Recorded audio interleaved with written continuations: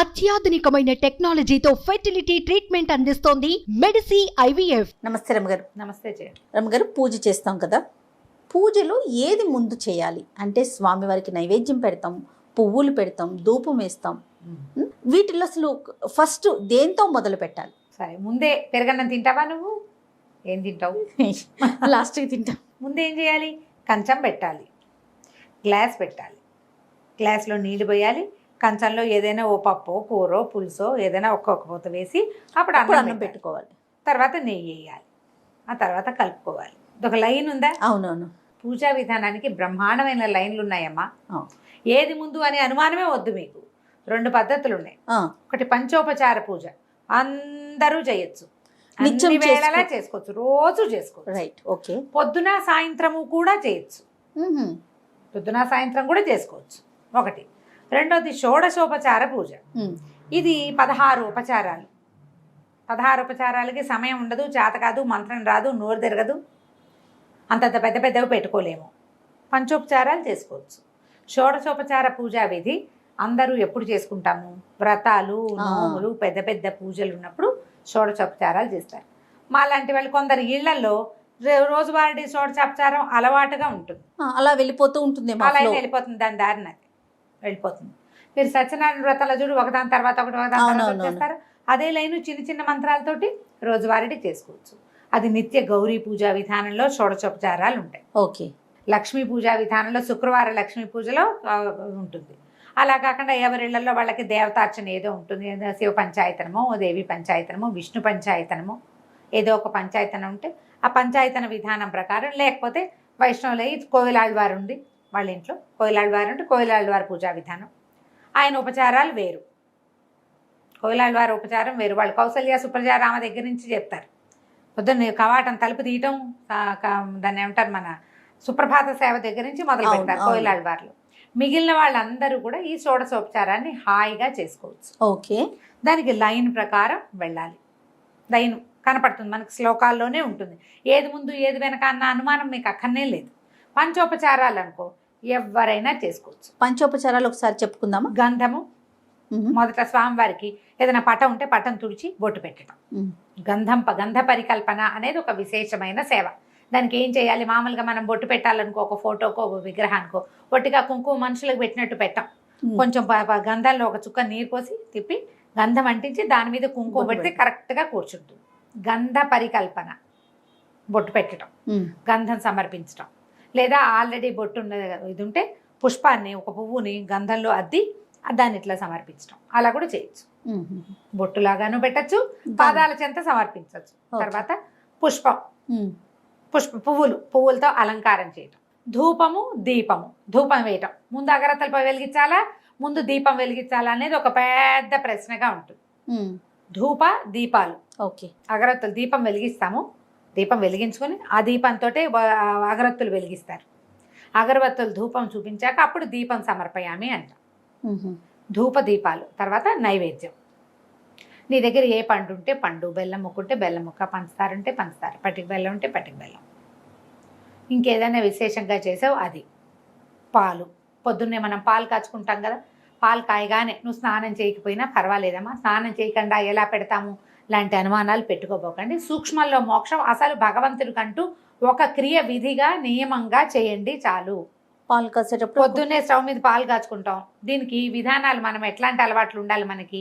రాత్రి అంట్లు గిన్నెలన్నీ సింకులోనో పెరట్లోనో పడేసుకోవాలి. స్టవ్ గట్టు శుభ్రంగా తుడిచేసుకోవాలి, స్టవ్ కడిగేసుకోవాలి. పొద్దున్న లేవగానే పళ్ళుతోకొచ్చి స్టవ్ మీద పాలు పెడతావు.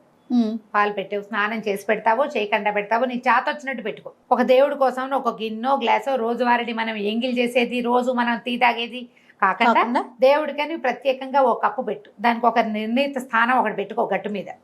ఇక దాన్ని ముట్టుకోవు, కదపవు. నువ్వు స్నానం చేసేదాకా దాన్ని ముట్టుకునే పని లేదు. రాత్రి తోము అక్కడ పెట్టు, లేదా పొద్దున్న లేవగానే తోమి శుభ్రంగా తుడిచేసి తడి లేకుండా అక్కడ పెట్టు. ఈ వేడి పాలు పొంగినాయిగా, పొంగిన పాలని ఎత్తి ఆ గిన్నెలో పోయి, ఈ మిగిలిన పాలు నీ దారిని వాడుకో. తొలి పాలు తీసి పక్క పెట్టావు దేవుడికి. నువ్వు ఈ నియమం అలవరుచుకోండి దేవుడి కోసం. మీరు వాడేసుకున్న దాంట్లో నుంచి పాలు పెట్టద్దు. మీ శ్రద్ధ, దీన్ని ఏమంటాం మనం, ఎందుకు పెట్టకూడదు, అది ఎంగిలా అని నువ్వు ప్రశ్నించకూడదు. శ్రద్ధ, నీ శ్రద్ధ, నువ్వు చూపించవలసింది అది. నీ కోసం తెల్లవారు నిద్ర లేవగానే 9ంటికి చేసే పూజ కోసం 6ంటికి నిద్ర లేచిన వాడు కూడా 9 పూజకి నైవేద్యానికి పాలు కావాలి అని ఊహొంది చూసావా? దాని మీద నీకు నియమం ఉంది చూడు. ఎవ్రీడే నువ్వు అలాగే చేస్తావు, మీ ఆయనకి అదే నేర్పిస్తావు, మీ అత్తగారు ఉంటే ఆవిడ అదే చేస్తుంది, నీ పిల్లలు పాలు కాస్తే వాడు కూడా అదే చేస్తాడు.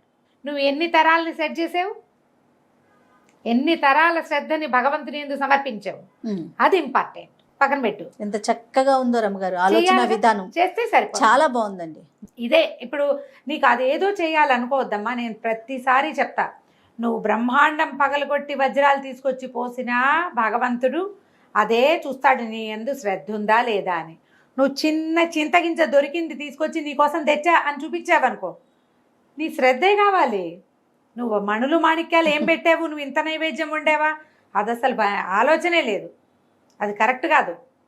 నీ యొక్క శ్రద్ధ, నువ్వు దానికోసం ఎలాంటి సమయం పెట్టావు, ఎంత ఆసక్తిని కలిగి ఉన్నావు, అది నువ్వు నోటితో చెప్తే, నువ్వు క్రియ చూపిస్తే నువ్వు కాదు, చేస్తే నువ్వు అక్కడ చూపించకుండా ఉండలేవు. ఆయన చూస్తాడు నిన్ను. ఇది అలవాటు చేసుకోండి హాయిగా. షోడశోపచారాలు చేయలేకపోతే పంచోపచారాలు చేయండి రోజు. ఎంత సింపుల్.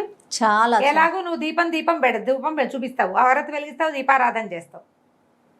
తర్వాత నువ్వు చేసేది ఏమిటి, నైవేద్యం ఎలాగూ చేస్తావు. నేను రెండేం చెప్తున్నాను, గంధము పుష్పము అంతే. నమస్కారాలు ఆటోమేటిక్గా చేసేవి. నమస్కారం ఇవన్నీ నమస్కార ముద్రతోటే చేసుకుంటాం. దీపం పెట్టి దండం పెట్టుకుంటాం, నైవేద్యం పెట్టి దండం పెడతాం, పువ్వులు పెట్టి దండం పెడతాం. ఎన్ని దండాలు అయినాయి? 5 సార్లు దండం పెట్టావు, 5 ఉపచారాలు చేసావు. హాయిగా చేసుకోండి అమ్మా. అదేదో చేస్తేనే మీకు అదేదో వస్తుందని భావించద్దు. ఈ షోడశోపచారాలు మనకి వినాయక చవితి వ్రతకల్పం ఉందా, దాంట్లో కనపడతాయి. మొదటిది ఆవాహన. స్వామివారు వస్తే మన ఇంటికి ఎవరైనా వచ్చారు, రండి రండి దయచేయండి అని పిలుస్తామా లోపలికి. ఆవాహన చేయటువంటి మన ఇంట్లో ఉన్న ప్రతిమా విశేషంలో లేదా ఫోటోల్లోనో భగవంతుని, అయ్యా నువ్వు ఇక్కడ ఉండు మాతో పాటు అని చెప్పి ఆయన పిలవటం. ఓకే. తర్వాత ఆసనం సమర్పయామి, నవరత్న ఖచ్చిత సింహాసనం సమర్పయామి అంటాం. అంత సింహాసనం మనం అక్కడ ఏం వేస్తాం చెబుతాం. ఆసనం తర్వాత ఆచమనీయం, కాస్త చేతులు కాళ్ళు కడుక్కోవటానికి అంటే కాస్త ముందు కాస్త మంచినీళ్ళు పుచ్చుకుంటాం. తర్వాత పాద్యం, ఆచమనీయము పాద్యం, కాళ్ళు కడుక్కోవటానికి నీళ్ళు. తర్వాత ఏం చేస్తావు, ఇంత దూరం నడిచి మా ఇంటికి వచ్చావు నాయన, శుద్ధోదక స్నానం చేయి. పంచామృతాలు ఉంటే పంచామృత స్నానం సమర్పయామి, పంచామృత స్నానానంతరం శుద్ధోదక స్నానం సమర్పయామి. స్నానం తర్వాత మంచి వస్త్రం సమర్పయామి, ఆయనకి యజ్ఞోపవేతం సమర్పయామి. తర్వాత పుష్పం సమర్పయామి, గంధం పరికల్పయామి, అక్షతాన్ సమర్పయామి. లైన్ అంతా వచ్చేసిందా? ఇక్కడి నుంచి ఇప్పుడు మనం ఏదైనా పూజా విధానం ఏం చేయదలుచుకుని పుష్పమాలిక సమర్పణం అవి చేసుకుంటాం. అప్పుడు ధూపము, దీపము, నైవేద్యము, తాంబూలము, ప్రదక్షిణ, నమస్కారము, ఇవన్నీ మనం చేస్తుంటాం. అవును. మీరు సత్యనారాయణ వ్రతంలో ఇవే చేస్తారు, జ్ఞాపకం చేసుకోండి. అవునండి, అవును. వినాయక వ్రత కల్పనలు చేస్తాం, వరలక్ష్మి వ్రత కల్పనలు చేస్తాం. మీరు సంతోషమాత, వైభవలక్ష్మి ఏ పూజ చేసినా ఇదే లైన్ ఉంటుంది. కొన్నాళ్ళు చేస్తుంటే ఆటోమేటిక్గా అట్లా అసంకల్పిత ప్రతీకార చర్య అయిపోతూ ఉంటుంది. రోజువారీ ఇవన్నీ చేయలేని వాళ్ళు అవి పూజలు అప్పుడు చేసుకుంటామంటే రోజు పంచోపచారాలు అలవర్చుకోండి. పంచోపచారాలు ఒక్కసారి లైన్ చెప్పరా రమ్మగారు? గంధం పరికల్పయామి, మొదటిది గంధము, బొట్టు పెట్టడం, గంధం ఇవ్వటం. తర్వాత పుష్పం, ధూప, దీప, నైవేద్యాలు, అంతే. ఇదే లైన్. ఈ లైన్ ప్రకారం ఎవరైనా ఎప్పుడైనా చేయొచ్చు. నువ్వు చెప్పాను పదే పదే ఇదే మాట చెప్తాను. నేను ఇప్పుడు ఒక రోజు గంటన్నర కూర్చుంటాను జయ. రోజువారీ 30 గంట నుంచి 1.5 దాకా పడుతుంది నా ప్రోగ్రామ్. ఇక్కడికి వచ్చే రోజున నేను 20 నిమిషాల్లో ముగించేస్తాను. తప్పదు మరి, ఇక్కడ ఇవాళకి ఇదే చేస్తున్నా. కబకబా అన్ని స్తోత్రాలు చదవను, ఉపచారాలు ముగించి దండం పెట్టేసుకుంటా.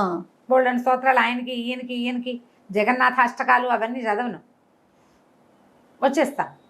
కుదిరినాడు చేస్తావు. కానీ ఉపచారాలు మనకు లేదా పెద్దవు 16 ఉపచారాలకు కూడా కుదరదు. తెల్లవారుజామున ప్రయాణం 5 ఉపచారాలు చేసి నమస్కారం చేసుకుంటాం.